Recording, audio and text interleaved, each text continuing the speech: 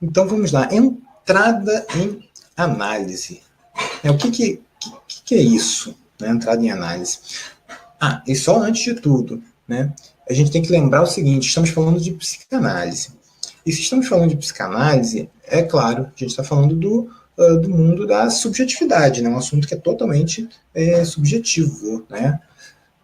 Assim como, por exemplo, a história pessoal de cada paciente, de cada sujeito, né? As marcas, os significantes, né, que o marcaram, né, a cadeia de significantes, o grande outro, né, que o Lacan nos traz aí, quem já leu Lacan, já lê Lacan, é sempre 1 a 1, né? A gente sabe disso. Nossos pacientes são sempre 1 a 1, tá? Cada sujeito é um sujeito, né? Não tem dois iguais. Isso também é válido com relação ao analista. Tá? Cada analista é um analista, né? Não tem dois iguais. Tá? Isso vai ser como? Vai ser baseado no seu percurso, na sua trajetória, suas experiências, né? Que é o que vai definir cada psicanalista em sua forma de atuação. Tá? E como assim baseado no seu percurso, na sua trajetória? Baseado nas coisas que ele estudou, naquilo que ele estudou, nos livros que ele leu, né, as aulas que ele teve, os cursos que ele fez, os debates com colegas, né, que ele teve, as supervisões, né, que ele tem, na própria análise pessoal dele também, e também na sua prática, né, no seu atendimento ali, na sua vivência, na sua atuação como analista. Tá?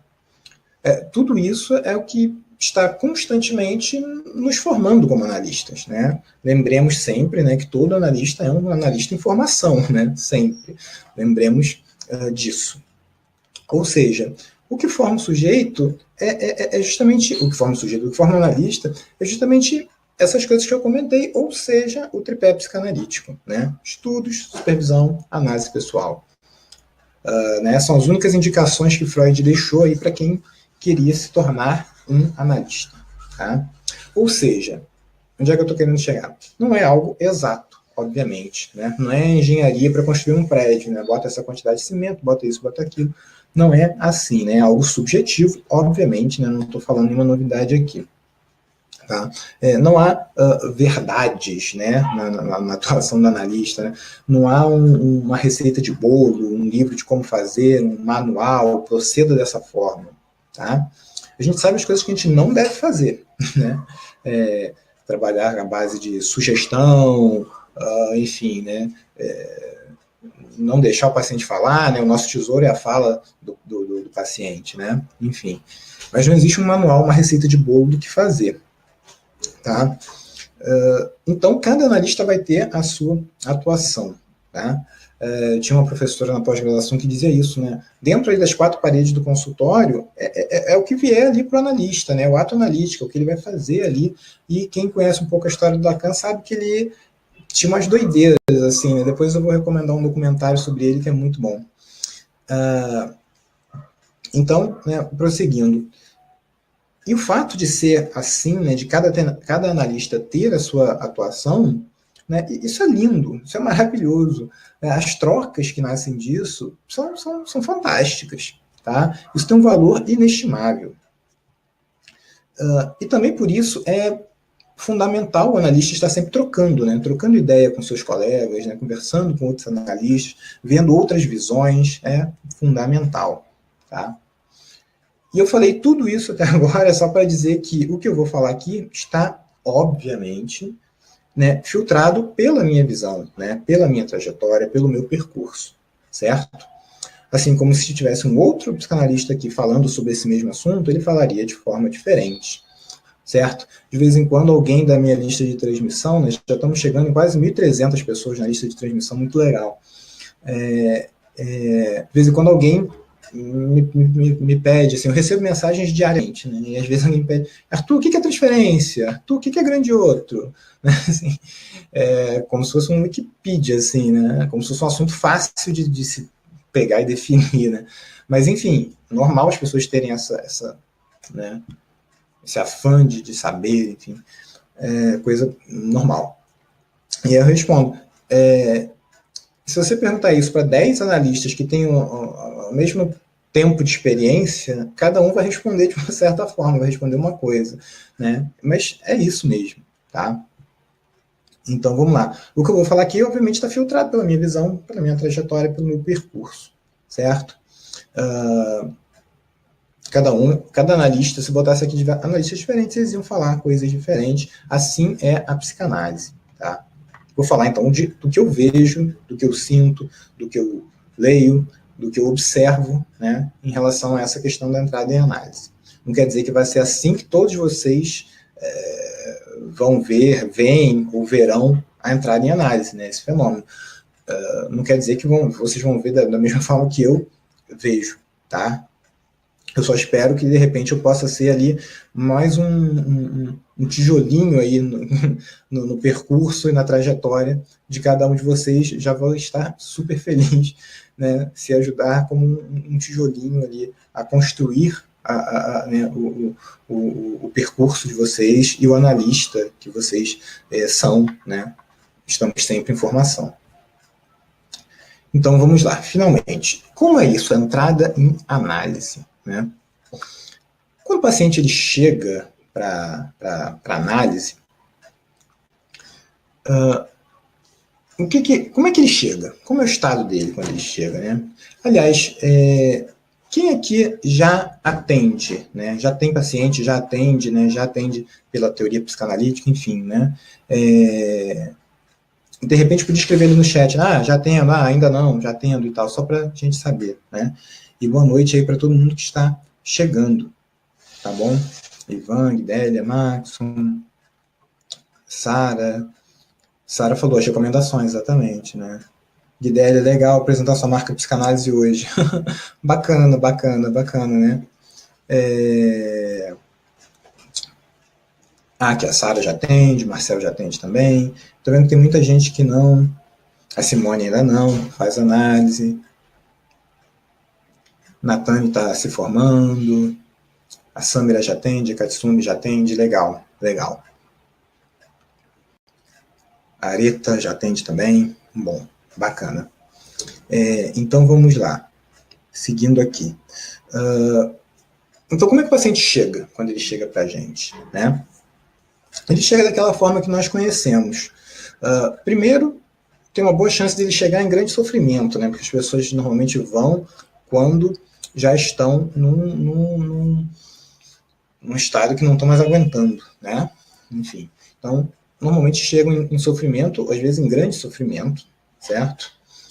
E chega, na maioria das vezes, naquela posição de por que isso acontece comigo, né? Por que isso acontece comigo? Por que aquilo acontece comigo? Né? Eu sou todo errado, eu sou toda errada.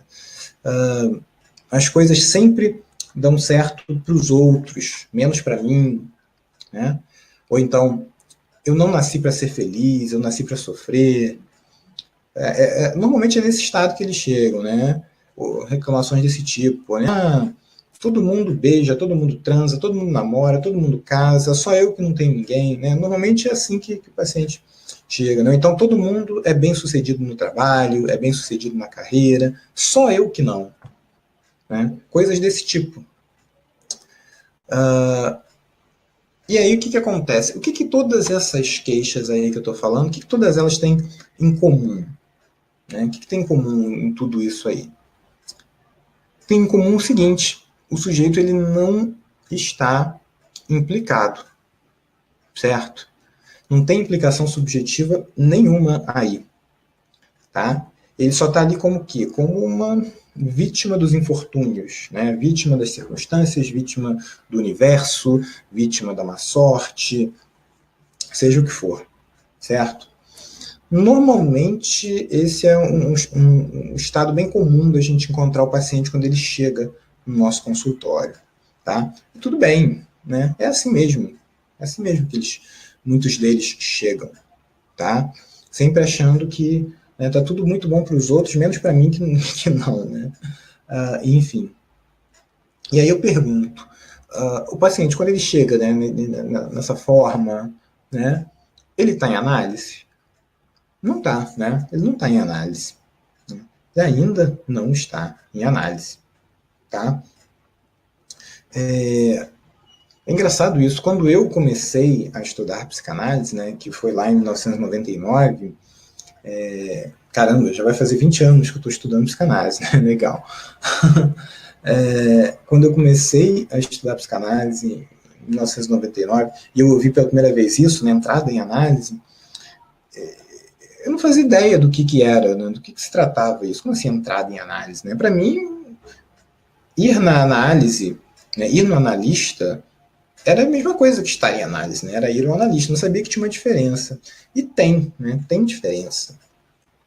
O paciente que chega nesse estado que a gente acabou de falar aqui, né? E eu vi ali muitas pessoas concordando, né? A Juliana dizendo, é verdade e tal. O paciente que chega nesse estado, ele ainda não está em análise. Ele vai entrar em análise, né? Esperemos, ele vai entrar em análise, ele ainda não está. Ok? E aí, o que vai acontecer? Esse estado que ele chega é o que a gente poderia chamar de o que Lacan chamava, por exemplo, de estado de entrevistas preliminares. Né? O Lacan chamava de entrevistas preliminares esse estado. Tá? A gente pode chamar do que quisermos, né? Iniciais, enfim. Tá? E essa fase, ela pode demorar um pouquinho, né? O fato de a gente chama de entrevistas iniciais ou entrevistas preliminares não quer dizer que vai durar uma ou duas, não. Pode ser que isso demore um pouquinho, tá? Essa fase aí. Logo em seguida disso, o que vem, né? Qual a fase que vem depois disso? O que acontece, ou melhor, o que pode acontecer? A transferência se estabelece, né? Depois de algumas sessões ali, um tempo também bem variável, a transferência se estabelece, tá? Ou seja, né, aquele laço transferencial entre o paciente, né, aquele que o paciente acredita que detém todo o conhecimento, né, nós ali na posição de analista, aquele que o paciente acha que detém todo o conhecimento, isso tudo, né, que sabe até mais de mim do que eu mesmo sei, né, aquele que vai me ajudar, que está ali disposto a me ajudar, que vai me fazer sair dessa situação, né, o paciente ele vem com essas ideias, né, que vai aquela pessoa ali que me oferece a sua escuta, né, sem julgamento, que presta muita atenção no que eu digo, que valoriza o que eu digo, me ouve com atenção, né? Tudo isso aí vai ajudando ainda a se estabelecer essa transferência, né? Então o paciente ele fica com todas essas impressões, né, com todos esses pensamentos. Chega uma hora até que o paciente já está até tendo sonhos na véspera da sessão, né, só para poder levar um sonho de presente novinho para o analista. Né? Tá aqui, ó, sonhei isso, né? né? Então a transferência ela vai aos poucos e ela se estabelece, né? Às vezes até o paciente sonha com o analista, né? É bem comum acontecer, né? Ele sonhar com o analista, ou então fica tímido, sem saber como se comportar na frente do analista, né? De cumprimentar, dou beijinho, não dou, eu vou direto para a cadeira, o que eu faço, né? Se encontro o analista na rua, até muda de calçada, porque fica sem graça, não sabe como é que deve se comportar, ai caramba, né? Só falta dar, né, aquelas borboletas no estômago ali, né? Enfim. É bem comum, né? Estabeleceu-se ali a transferência, tá? E nós sabemos bem como isso acontece, porque nós estamos dos dois lados da moeda, né? Nós somos pacientes em nossa análise pessoal, né? O tripé psicanalítico aí é importante, nós somos pacientes na nossa análise pessoal e estamos numa posição de analista também, então também recebemos aí essa questão dessa transferência, né? Desse laço aí transferencial, esse laço de amor, né? Como a gente sabe, na psicanálise, os laços, os vínculos são libidinais, né? Mesmo que muitos sejam inibidos em sua finalidade, como Freud bem explica em Impulsão e suas vicissitudes, de 1914. Prosseguindo. E Freud já dizia, né? Sem transferência não existe análise.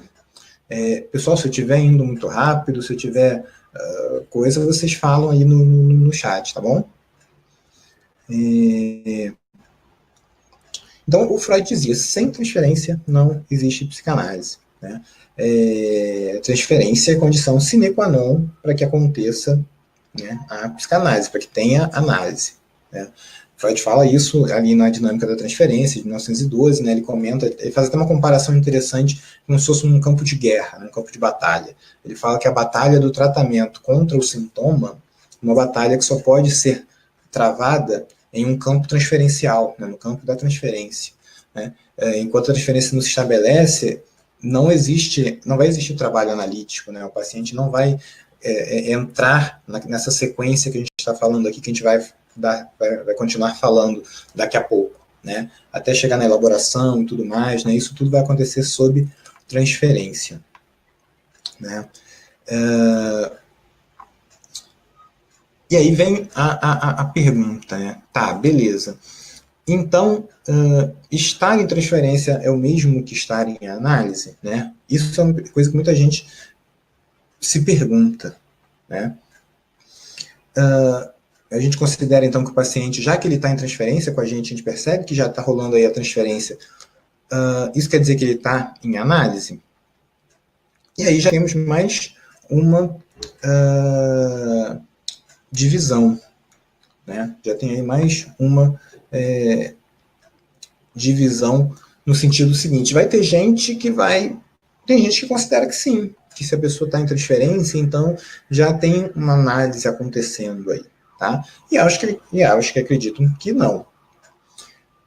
Eu, particularmente, né, eu, Arthur Engel, sou dos que acham que a pessoa ainda não está em análise nesse ponto, né? Ela está a caminho mas que ela vai estar em análise quando chegar na fase seguinte, que é a implicação subjetiva, né? Ao contrário da que a gente falou naquele estado, que ela está quando chega na análise, tá? Ou seja, quando o sujeito começa a perceber que tem muito mais ali o dedo dele nas coisas de que ele se queixa do que ele jamais poderia ter imaginado, né?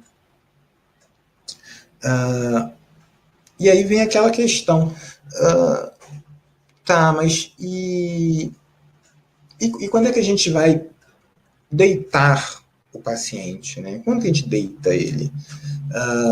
É quando a transferência se estabeleceu? É só quando ele tiver essa implicação subjetiva? Em que momento a gente vai deitar ele? Né?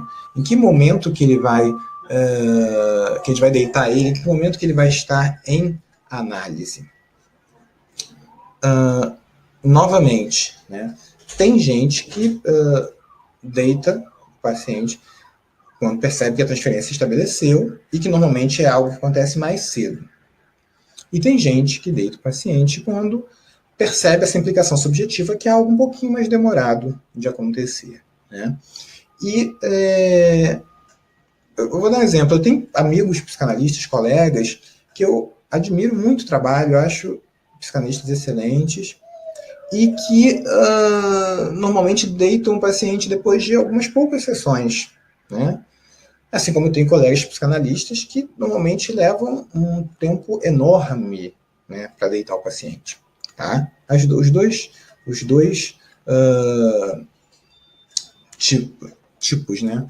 Uns que fazem muito no início, uns que fazem bem lá na frente. E qual dos dois está certo? Não existe isso de certo ou errado, né? Novamente, né? Estamos ali no campo da psicanálise, no campo do desejo, né? No campo transferencial, onde impera isso, né? A subjetividade, tá? A questão de que em qual momento deitar o paciente, se eu vou deitar logo no início, mais para frente, né?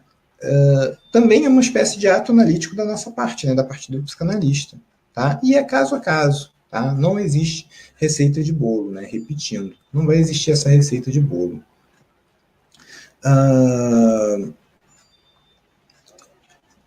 E aí o que acontece? Essa liberdade, né, que a gente está falando aqui, que a gente está falando, uns acham que é melhor no início, uns acham que é melhor no final não, né?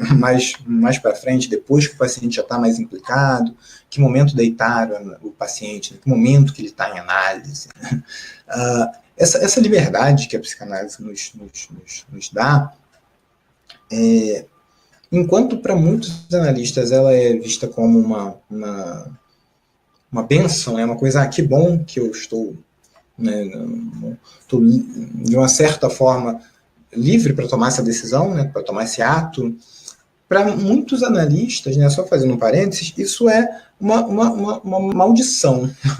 Uma maldição por quê? Porque muita gente não se sente à vontade com toda essa liberdade, né? Quer uma coisa mais fixa, mais certa, faça assim, haja dessa forma, né? Que aí você vai ter o resultado certo, faça assim. E não é, né? A psicanálise ela não é assim, né? A psicanálise ela é livre em todos os sentidos, né? Até inclusive na sua formação, né? Já que não é regida por nenhum órgão, conselho, associação, etc, etc, né? É baseada simplesmente no tripé psicanalítico que a gente já falou aqui, né? E na trajetória do analista, né? Na trajetória do analista, como dizia Lacan, né? O analista ele se autoriza por si só perante seus colegas, né? É na trajetória do analista no seu percurso, tá? E aí, deixa eu ver aqui alguns comentáriozinhos aqui rápidos para a gente falar aqui.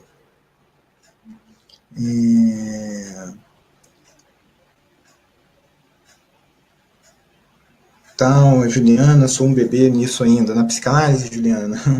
A Guidélia, o paciente chega com um projeto inacabado de vida, entre aspas. Pois é, né, ele chega naquele estado, né? A Simone não se responsabiliza pelo próprio sofrimento. Tal.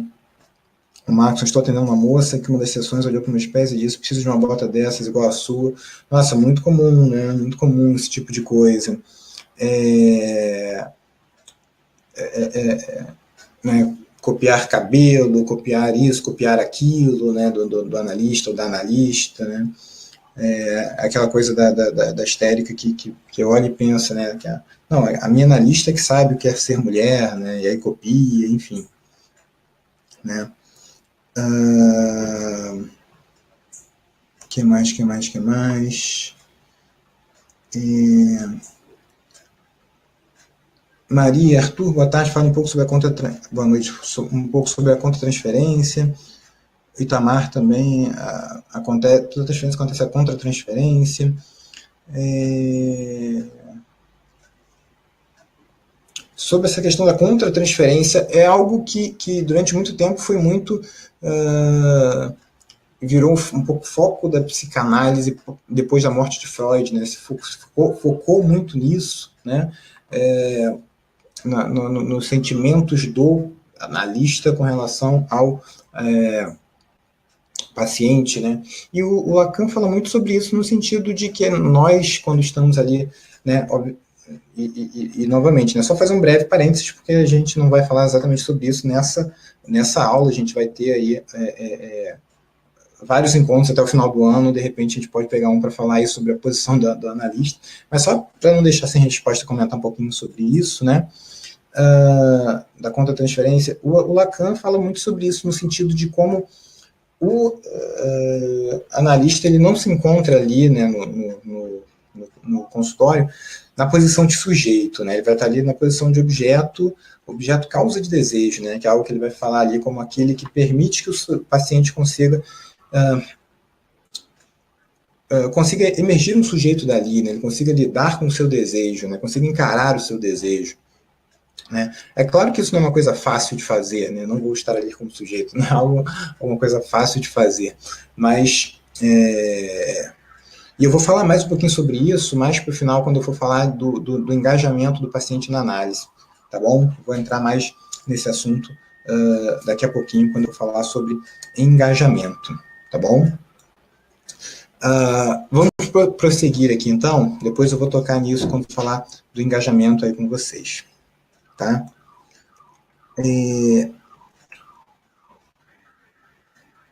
Então, voltando aqui para a gente estava comentando.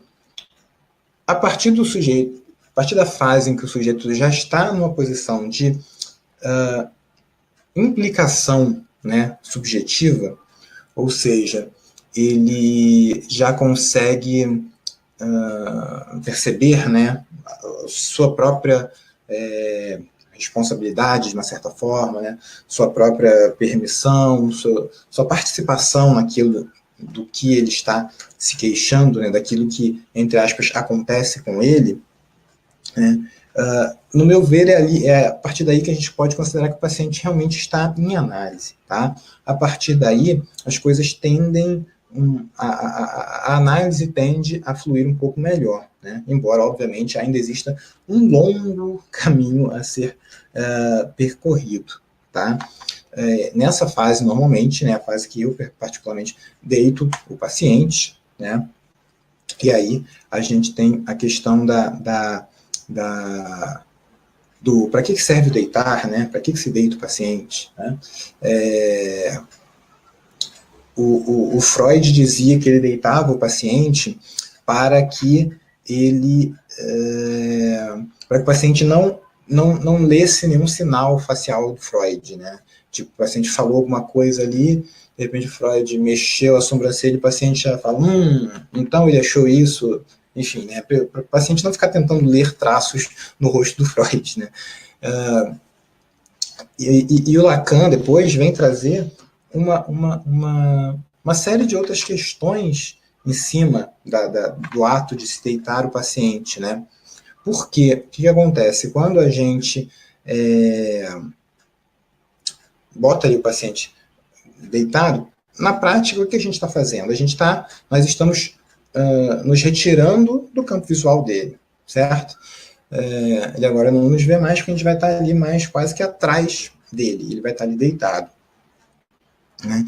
Isso é importante por alguns fatores, né? Quando o paciente está ali, ainda na fase do sentado, né, olhando, né, na cara do analista, existe uma série de coisas que vão estar acontecendo ali, que é a fase mais inicial do tratamento, né? Existe uma série de coisas que vão estar acontecendo ali.